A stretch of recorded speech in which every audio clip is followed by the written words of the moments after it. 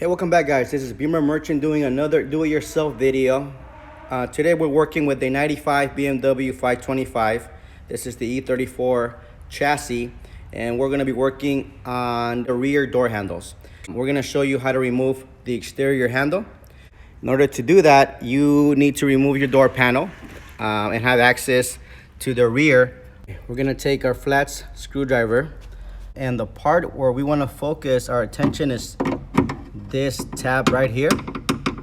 We want to slide this metal bracket, this here, to my right. By doing that, you're going to release the tabs, and I'll show you what it looks like. So I'm actually referring to this trim that sits outside of the handle. We need to slide this tab here to my left, and what happens is, let me see if I can do it here. It creates an opening for the plastic tab, and then as you loose, see, it comes out. All right, I managed to slide that tab to my right. I now take this tool here, and very carefully, as to not to scratch the door, you can put it between here. So this came out because these tabs released. So it should come out towards you and then lift up. You'll see two 25 Torx bolts. I use this driver and take them off.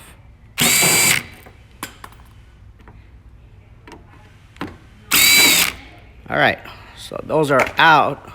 Save these for later. And then we go inside the door, or behind the handle. And now you're ready to remove the handle from the back here. At this point, it's really just a matter of maneuvering the handle out. And it does come out, I promise you that. I've already done it. So if I'm able to do it one-handed, I'm pretty sure you'll be more successful with both hands. So let me just, oh, there we go, come on. Okay, falls right there. Perfect. All right, so this is your handle. Pretty straightforward to remove. Anyhow, this is the first part. If you have any questions, comments, let us know. Be sure to subscribe and visit our webpage posted below. And on the next video, we will show you how to remove the door lock actuator. Thank you for watching. You have an awesome day. Take care.